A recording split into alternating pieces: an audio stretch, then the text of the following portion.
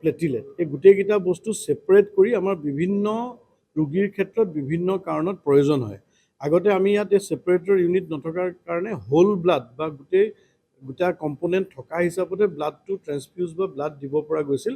এতিয়া আমাৰ বিভিন্ন ৰোগীৰ ক্ষেত্ৰত এটা অতি ভাল সহায়ক হ'ব আৰু মই আশা ৰাখিছোঁ যে ইয়াৰ দ্বাৰা ৰোগীসকল লাভান্বিত হ'ব আৰু তেজপুৰ ব্লাড বেংকৰ কাৰণে চিভিল হস্পিটেলৰ কাৰণে এইটো লগতে এটা ডাঙৰ স্বীকৃতি বুলিও আজি আমাৰ শোণিতপুৰ জিলাৰ কনকা অসামৰিক চিকিৎসালয়ত ইতিমধ্যে চলি থকা ব্লাড বেংকত আৰু এটা নতুন সংযোজন ঘটিছে। সেইটো হৈছে ব্লাড কম্পনেণ্ট ছেপাৰেশ্যন ইউনিট। এই ব্লাড কম্পনেণ্ট ছেপাৰেশ্যন ইউনিটৰ জৰিয়তে আমি এটা ইউনিট ব্লাডৰ পৰা একেবাৰতে 4জন ৰোগীক সহায় কৰিব পাৰোঁ।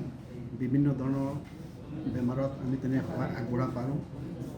এটা ইউনিট তেজৰ পৰা আমি ফ্ৰেছ ফ্ৰজেন প্লাজমা পাওঁ, লগতে আমি পাওঁ প্লেটলেট, পেক চেল আৰু ক্ৰায়'প্ৰেচিপিটেট। এই 4বিধ উপাদান এটা ইউনিটৰ ব্লাড ৰক্তৰ পৰা আমি পাওঁ।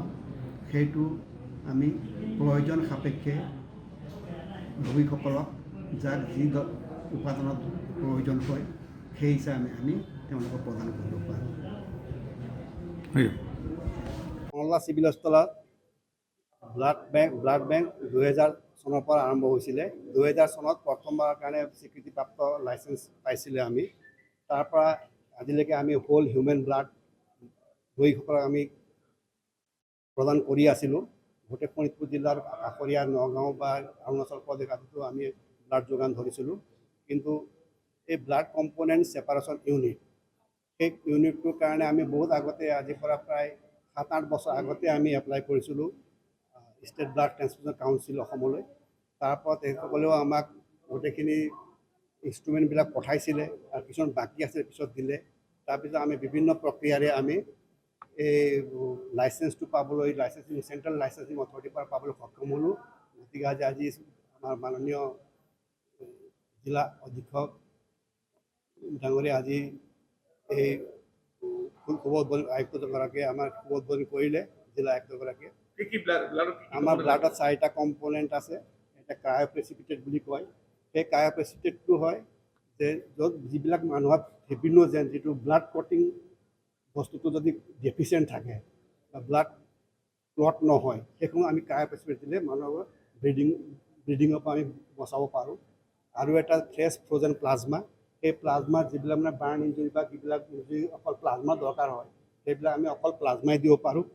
আৰু এটা হ'ল packed cell volume. Packed cell মানে RBCখিনি অকল ছেপাৰেট কৰি যিসকল এনিমিক পেচেণ্ট, তাত মানে বেছি ভলিউমৰ পানীৰ দৰকাৰ নহয়, পানীৰ দৰকাৰ নহয়, অকল ৰেড চেলৰ দৰকাৰ হয়, তেওঁলোকক আমি পেক ৰেড চেল দিব পাৰোঁ। তেনেকৈ প্লেটলেটবিলাক আমি যেনে ডেংগুত বহুত প্লেটলেটৰ দৰকাৰ হয়, ছেপাৰেট প্লেটলেট আমি প্ৰিপেয়াৰ কৰি দিব পাৰোঁ।